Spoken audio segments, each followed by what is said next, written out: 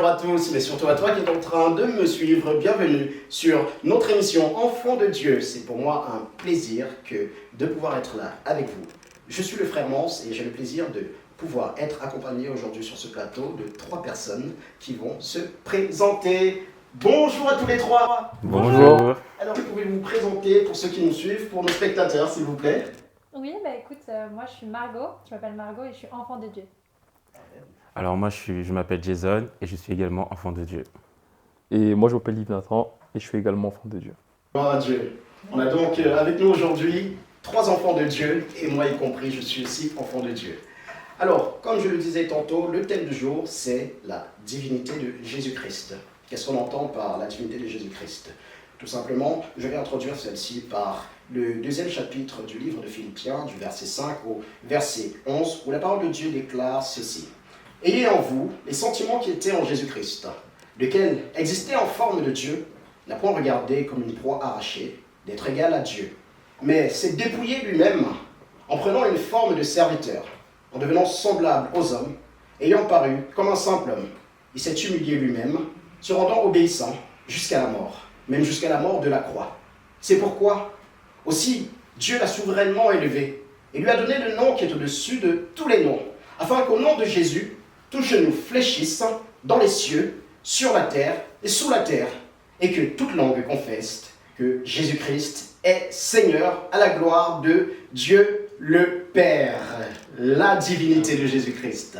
Alors, pour commencer, peut-être Yves, est-ce que tu voudrais nous parler de ce que ça t'évoque ce thème?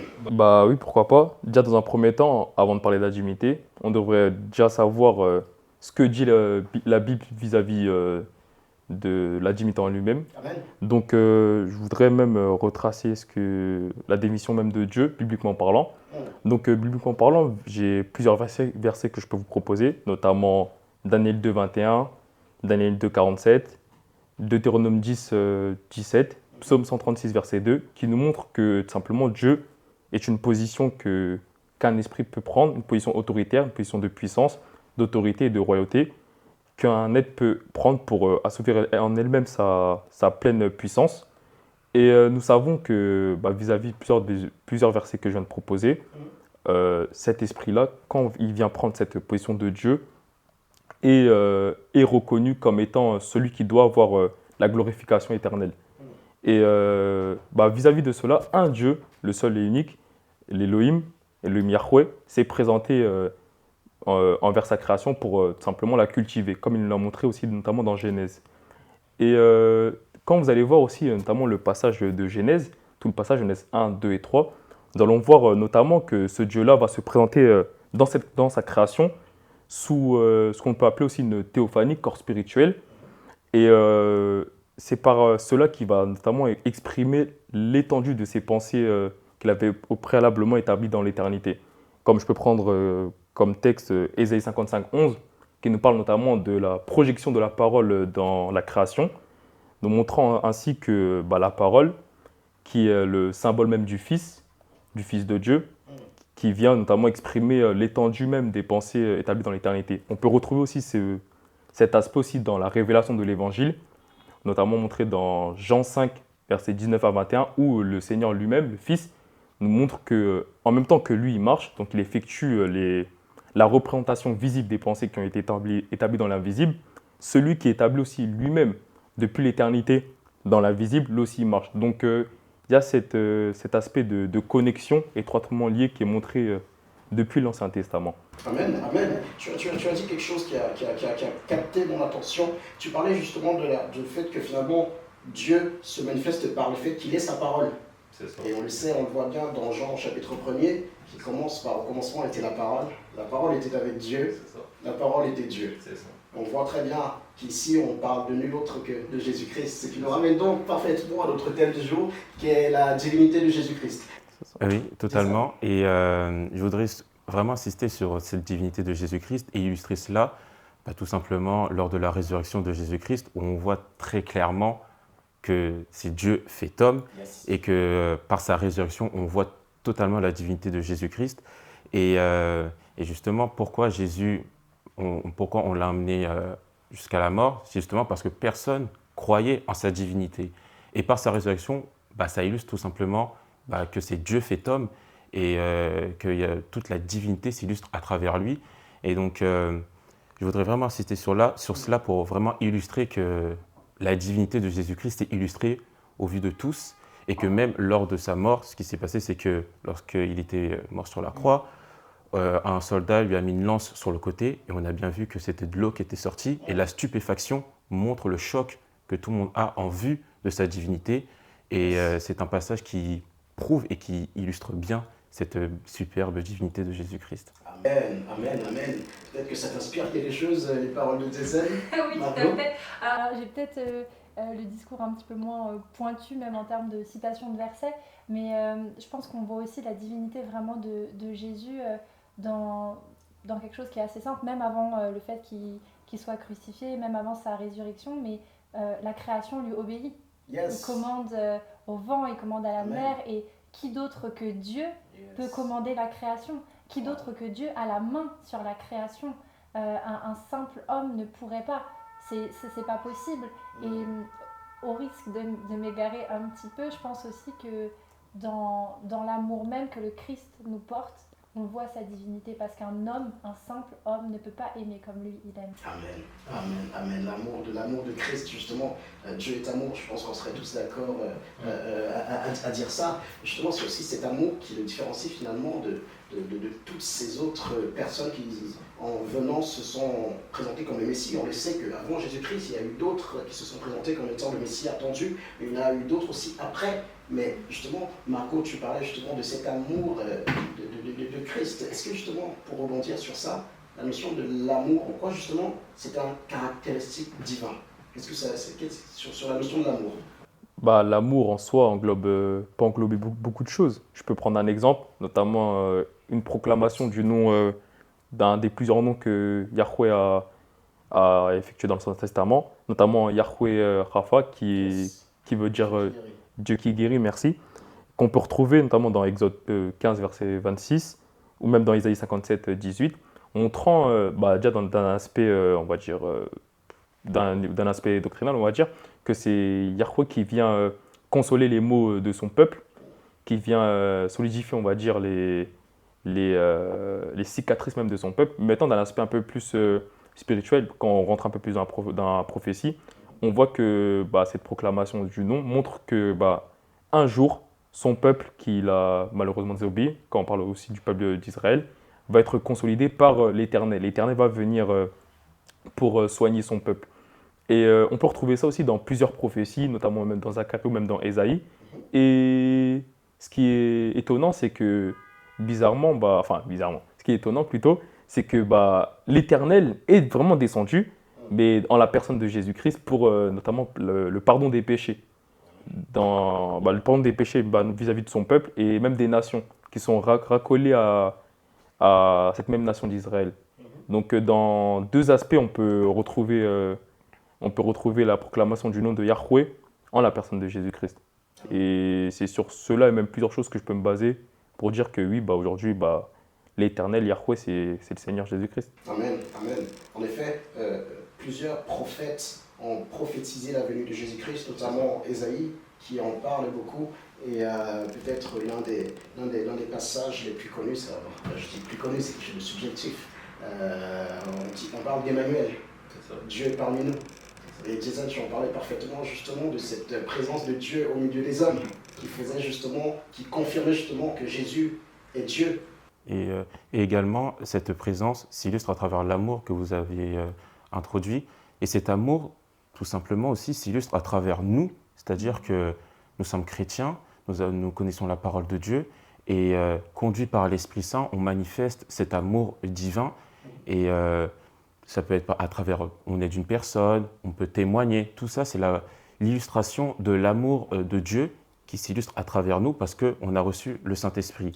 Et vraiment, cet amour divin, tout simplement, peut s'illustrer dans la vie quotidienne. Et justement, les personnes qui ne connaissent pas cet amour, en voyant qu'on est conduit par le Saint-Esprit, peuvent être touchées et sont touchées. Et c'est là où ils s'intéressent et découvrent l'amour divin. Donc, même dans la vie quotidienne, on peut trouver cet amour qui qui est magnifique, qui est incroyable, qui est divin. Amen, amen, amen, amen. Est-ce que ça t'inspire quelque chose, l'amour de Dieu, Margot? Bah oui, et si je dis pas de bêtises, ta question tout à l'heure, en tout cas c'est comme ça que je l'ai interprété, c'était en quoi l'amour est-il divin? Yes. C'est ça. Et je pense que sur la partie 1 Corinthiens 13, Exactement. on te dit l'amour prend patience, l'amour ne jalouse pas. Et justement, je pense que le concept même de l'amour, que ce soit pas forcément l'amour que Dieu nous porte, mais même l'amour qu'on porte, un petit peu comme Jason disait, les uns avec les autres, c'est forcément divin. Parce qu'il y a quelque chose d'hyper paradoxal et qui n'est pas, j'ai envie de dire, forcément inné si Dieu ne l'avait pas insufflé en nous. Parce que aller aimer quelqu'un, aller penser à son bien-être des fois avant le sien, essayer toujours de... J'ai pas l'exemple là, j'ai pas les mots qui viennent, mais vraiment essayer d'être dans ce contact avec l'autre, de vouloir que l'autre soit bien, d'essayer de penser, quelle que soit la situation à l'autre, etc. Enfin, c'est quelque chose qui, je pense, en tout cas pour moi, n'est pas forcément inné. C'est vraiment quelque chose qu'on a mis en nous. Et il n'y a que Dieu pour mettre ça en nous, pour nous donner ce sentiment d'avoir envie de créer du lien avec quelqu'un d'autre, de vraiment ressentir dans son cœur cette fraternité qui n'est pas des liens de sang. Et pour moi, cette fraternité, elle ne vient qu'avec l'amour. Je ne peux pas me sentir frère de quelqu'un si je n'aime pas cette personne. Et donc du coup, pour moi, cet amour qui nous a été donné, cet amour qu'on porte, il est forcément divin. L'amour est divin. Amen. Amen. Complètement, complètement. Tu parlais, Margot, d'un Corinthiens 13. On définit parfaitement ici les traits de l'amour. Pas n'importe lequel, l'amour agapé. L'amour agapé qui est l'amour de Dieu. Peut-être vous ne le savez pas, mais j'ai écrit un livre justement qui s'appelle Agapé, où justement je me suis fortement inspiré d'un Corinthiens 13. Donc justement, ça me parle complètement. Ça me parle complètement, et tu disais quelque chose de très juste, Margot, c'est un amour qui nous a été insufflé.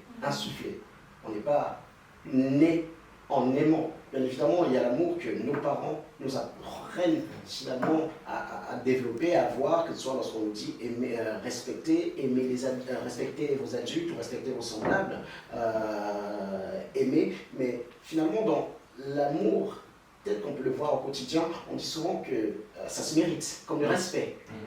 Mais finalement, lorsqu'on entre dans l'amour divin, ce n'est pas forcément une réponse à quelque chose qu'on a reçu.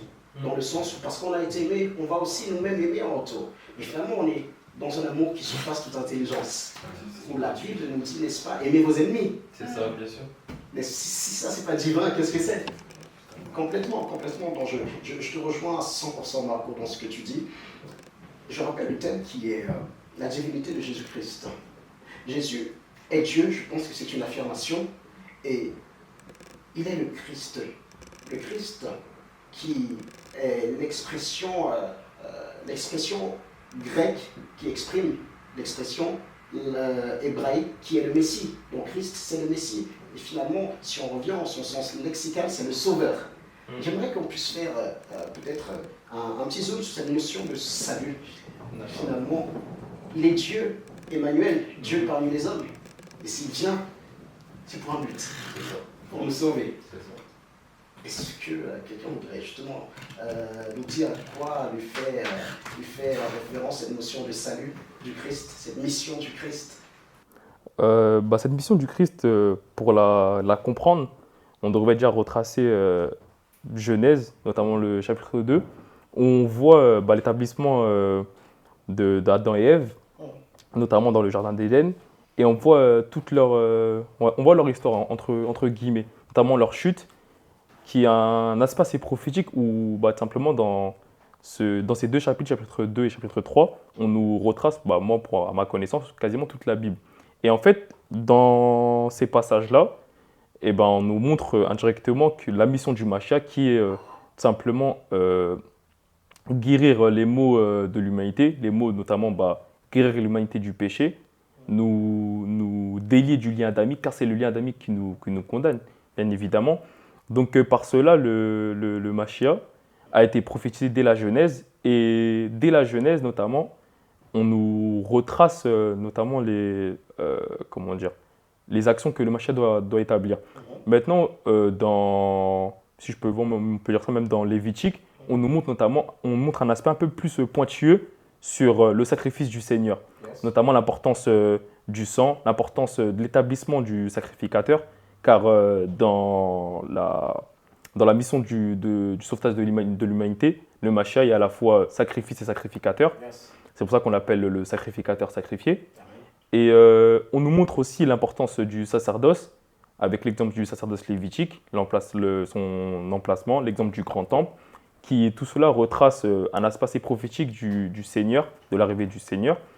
Et donc, pour revenir encore, pour rester dans ce thème-là, pour aller un peu plus rapidement, et ben, dans la révélation du Nouveau Testament, on nous montre très clairement la mission du Seigneur, qui lui aussi est accompagné de tous les critères messianiques évoqués par les prophètes, car lui-même va le dire aussi dans Luc 24, 44, que tout ce qui a été écrit dans les psaumes, dans les prophéties, même dans la loi, ne parlait que de lui. Donc lui-même est venu proclamer toutes ces prophéties qui lui rendent témoignage pour montrer que très clairement il est l'envoyé de Dieu, le Messie, sur qui l'onction a coulé et sur qui l'humanité, même le peuple d'Israël et les nations doivent se reposer pour être sauvés. Et par sa venue, une loi nous a été donnée pour être sauvés. C'est le verset que moi je pense tout chrétien connaît, c'est Jean 3,16. Qui dit Dieu a tant aimé le monde, c'est ça. Dieu a tant aimé le monde qu'il a envoyé son Fils unique, afin que quiconque croit en lui ait la vie éternelle. Amen. Amen. La divinité de Jésus-Christ, Jésus-Christ le Seigneur, Jésus-Christ le Sauveur, disant peut-être que tu veux payer.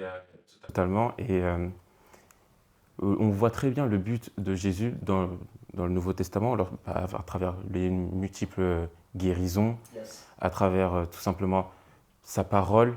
Lorsque justement Marie et Joseph cherchaient Jésus, ils le cherchaient et ils ont découvert que Jésus enseignait, la stupéfaction à son âge de voir qu'il enseigne. On voit très bien qu'il est présent pour nous sauver. Et puis la consécration de cela, je reviens sur ce que je disais au début, c'est la mort sur la croix, tout simplement. C'est là où on voit sur la croix qu'il était là pour nous. Et il ajoute quelque chose à cela, parce qu'il y avait le bon et le mauvais larron. Le bon larron, il est devenu bon parce qu'il s'est confessé auprès de lui. Et malgré tous ses péchés, il lui dit « tu seras sauvé ». Et c'est de là qu'on voit que en fait, Jésus, qui est Dieu, était là pour nous sauver. Et puis nous-mêmes, nous sommes sauvés, nous avons reçu le Saint-Esprit. Malgré nos péchés, nous avons Jésus en nous et donc nous sommes sauvés. Et Jésus il est magnifique, il est le Sauveur. Quoi. Vraiment. Amen. Les choses ont été dites, ça va être très dur pour toi de rajouter au-delà, mais je pense que tu as beaucoup d'autres choses que tu pourrais nous rajouter sur cette notion de salut en Jésus-Christ.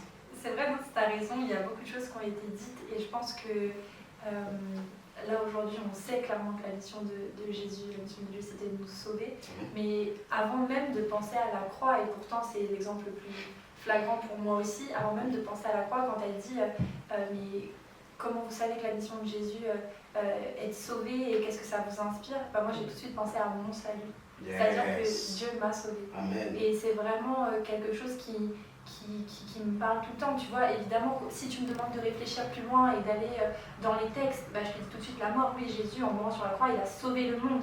Mais au-delà de sauver le monde, la mission de Jésus, ça a été aussi de me sauver moi-même. Et moi, je te la fais très courte, mais j'ai pas été élevée dans la foi, donc j'ai été baptisée il y a quelques années seulement, mais donc c'est un vrai appel de Jésus. Jésus m'a appelé pour me sauver, et il me sauve dans mon quotidien. Au-delà de sauver ma vie et de m'offrir la vie éternelle, il me sauve de mon égoïsme tous les jours, il me sauve il est vraiment là dans ma vie pour me sauver, mais me sauver de la mort, me sauver de moi-même, me sauver de mes travers. Et donc vraiment la mission de Jésus, quand tu crois en lui, quand tu sais qu'il t'accompagne au quotidien, sa mission c'est de te sauver tous les jours. Amen, amen, amen. J'aime beaucoup ce point-là que tu as développé, Margot. Je pense qu'on va même pouvoir rebondir dessus. Les garçons, vous avez parlé du salut finalement de manière assez finalement une définition que vous avez apportée et qui se complète parfaitement avec l'aspect finalement, ok, Jésus est le sauveur, mais il est aussi mon sauveur. Est-ce que vous pourrez peut-être nous dire, un peu comme Margot vient de le faire, comment est-ce que Jésus-Christ Sauveur finalement agit dans votre vie au quotidien? Comment il agit, en vrai c'est une petite question, mais qui me permet de me projeter un peu partout. Mais pour rester vraiment dans le thème, bah, moi, comment le Seigneur me sauve, moi, pour moi, bah, c'est en me permettant déjà, premièrement, de le connaître, de pouvoir connaître sa parole et de pouvoir l'appliquer. Parce que on nous dit que bah, la foi, c'est un don du Seigneur. Et si déjà j'ai ce don-là, bah, ça me permet de mettre en place bah, des actions pour respecter sa parole. Maintenant, bah, moi, je sais que dans ma vie de tous les jours, bah, ça n'a pas été facile comme tout le monde ici. On a eu des hauts et des bas. Et moi, vraiment, la première fois où j'ai vu que le Seigneur a vraiment voulu de moi, c'est quand, bah, franchement, quand il m'a appelé. Parce que moi, pour moi, franchement, cette année-là, enfin l'année dernière, du coup, plutôt, je me voyais pas être chrétien, en fait. J'étais plus dans le monde, j'étais plus dans les embrouilles. Enfin, j'étais un jeune, quoi. J'étais plus dans les embrouilles, tout ça. Et je me disais pas qu'un jour, j'allais être ici, en train de parler du Seigneur, avec ma Bible et mon téléphone. Et franchement, ça, c'est un bon témoignage. Et franchement, je suis heureux d'avoir eu cette grâce-là. Je suis vraiment honoré. Pourtant, je méritais rien. Gloire à Dieu. Et nous, on est honorés de t'avoir sur ce plateau, Yves. Vraiment un très beau témoignage. Amen. Alors, sur cette relation de sauveur. alors moi, en fait, ma relation, elle s'est développée par plusieurs manifestations du Christ dans ma famille. Je peux même apporter un témoignage. Enfin, il y a quelques années, ma cousine a attrapé le cancer. Et donc forcément, tristesse, mélancolie, on était tous tristes, voilà, c'est normal. Pourtant, on a quand même prié le Seigneur, on n'a pas lâché. Yes. Et pendant 40 jours, on a jeûné, on a prié, on a fait le chapelet. Et au bout de ces 40 jours, elle a été guérie du cancer, totalement guérie. Les médecins, forcément, stupéfaits, comment c'est possible? On avait la réponse, forcément, on sait, c'est qui le sauveur, c'est Jésus-Christ, on le sait. Et donc nous, on avait bien évidemment la réponse, mais à travers cela, on voit la puissance de Jésus-Christ, et en ayant conscience de cela tous les jours, personnellement, je suis animé par le Saint-Esprit, je suis animé et je suis en quête de toujours maintenir, toujours entretenir cette relation avec le Seigneur.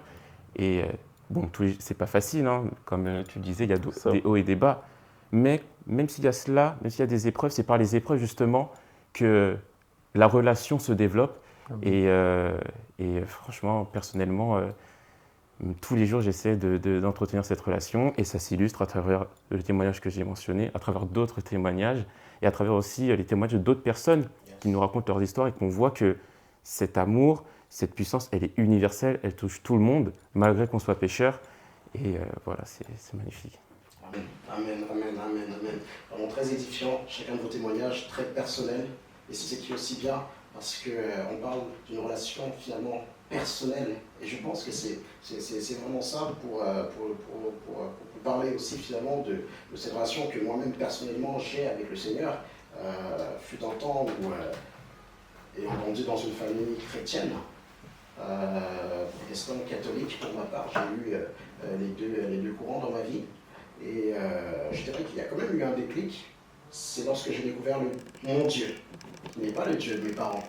Mes parents m'ont parlé de Dieu. Je les ai vus vivre leur relation avec Dieu. Mais ce n'est pas ça pour autant qui m'a fait changer. Je pense que j'ai changé lorsque j'ai découvert mon Dieu. Mon Dieu qui est le même Dieu que j'ai découvert qu'il était possible de le connaître différemment de mes parents. Mais il reste le même. Il me dit qu'il est le même hier, aujourd'hui, éternellement. Et il est devenu mon sauveur personnel, mon Seigneur. Justement, pour rebondir sur le dernier mot que je vous disais, je parlais de Seigneur, Seigneurie. Jésus-Christ sauveur, c'est une notion finalement que je dirais pas facile à aborder, mais en tout cas, qui est l'une des caractéristiques de Jésus le Christ. Mais il y a aussi une caractéristique que je pense qu'on ne devrait pas oublier, c'est celle de Seigneur. Et parfois, il est beaucoup plus difficile d'aborder et de vivre cette partie de Christ sur la Seigneurie. Parce que la Seigneurie, justement, fait référence à une notion, quelque part, de subordination, si on peut dire ainsi. Un Seigneur, c'est un maître, quelque part, qui domine sur des sujets. Nous sommes, quelque part, enfants de Dieu. On le disait, nous sommes aussi sujets de notre Seigneur. Et finalement, cela implique donc qu'il y ait des contreparties. il y a l'obéissance, il y a la parole de Dieu, il y a les commandements. Est-ce que finalement, qu'est-ce que vous pouvez me dire en quelques mots, dans les quelques minutes qui restent, on se dirige vers la conclusion de notre temps, mais sur la seigneurie de Jésus-Christ? Après, oui, comme c'est vrai que c'est un terme assez, on peut un peu extraposer, mais en quelques mots, sa seigneurie, elle est établie depuis l'éternité. Et comme tu l'as si bien dit, la seigneurie fait office aussi, enfin fait référence plutôt à sa divinité, car Dieu en lui-même, sa définition fait référence à la pleine domination même. Et le Seigneur dans la Bible nous montre que c'est lui le grand dominateur. Donc pour rester dans ses chemins, si je puis dire ça comme ça, pour rester dans cette pleine bénédiction qu'on a vis-à-vis de lui-même, on se doit de mettre en pratique la parole, mettre en pratique la lire, la méditer et la mettre en pratique, simplement. Est-ce que c'est dur pour Bien toi sûr. de la mettre au quotidien? Bien sûr, c'est très compliqué, puisque la Bible le dit aussi, mais la chair a des désirs contraires à l'esprit. Ça veut dire que je suis en permanence en train de lutter contre ma chair, mais je ne lutte pas sans raison. Parce que la Bible aussi nous montre que à la fin des temps, il va y avoir une récompense. Et moi, quand on me dit récompense, moi je suis quelqu'un de joyeux, j'aime bien les récompenses. Ça veut dire que je sais que je lutte, je sais que c'est dur, mais j'ai toujours cette espérance de voir mon Seigneur tel qu'il est, sans code. Et c'est ça, c'est ce que je veux en vrai. C'est mon plus grand rêve. Amen. Jason, Jésus-Christ Seigneur. Pour revenir sur la seigneurie, certes, c'est un seigneur, mais c'est une seigneurie d'amour. C'est-à-dire que, certes, il y a des commandements, mais il y a des commandements parce qu'il nous aime. Et en suivant ces commandements, il y aurait une récompense, C'est ça. la vie éternelle. Et donc, certes, il y a cette subordination-là, mais je ne la vois pas comme une subordination verticale. Je la vois plus comme, certes, forcément, le Seigneur est tout puissant, mais il y a quand même cette proximité, cette relation avec lui, et c'est l'amour en fait qui prime, et non cette subordination radicale. Il y a le Seigneur, il y a le nous. Non, il y a cet amour qui fait qu'il y a cette proximité-là, et l'illustration de cet amour, c'est par les commandements. C'est compliqué, mais parce que c'est compliqué, la récompense sera aussi belle. Et donc, Seigneur est amour, et voilà. Amen. On va terminer sur cette même notion de la Seigneurie de Jésus-Christ avec toi, Margot. Oui, alors c'est vrai, ce que dit Jason, ça m'inspire pas mal, mais du coup je vais faire un petit parallèle parce que beaucoup de choses ont été dites, mais tu vois, Seigneur pour moi, non au-dessus de tout nom. Pourquoi Seigneur? Parce qu'il est au-dessus de tout. Amen. Maître pour moi parce qu'il il te dit quoi faire, mais justement comme disait Jason, il te dit pas quoi faire pour t'imposer, il n'a pas cette relation de maître comme étant un maître d'école, non, c'est plutôt comme un guide en fait, il te dit quoi faire pour te guider. Et donc du coup je dirais Seigneur, maître, mais guide aussi, puisqu'il te guide dans ton quotidien. Amen, amen, amen. Merci beaucoup. Ça a été Voilà. très riche. Merci à Merci à toi. toi. Merci beaucoup. Merci. Merci en toute humilité. Je pense avoir appris beaucoup de choses. Je bénis le Seigneur pour Amen. chacune de vos vies. Merci. Et je vous remercie aussi, vous qui nous avez suivis. J'espère que vous avez été édifiés autant que ça a été mon cas. Je rappelle le thème du jour qui était la divinité de Jésus-Christ. Jésus-Christ est Dieu. Jésus-Christ est Seigneur. Jésus-Christ est Sauveur. Amen. Bonne journée. Au revoir.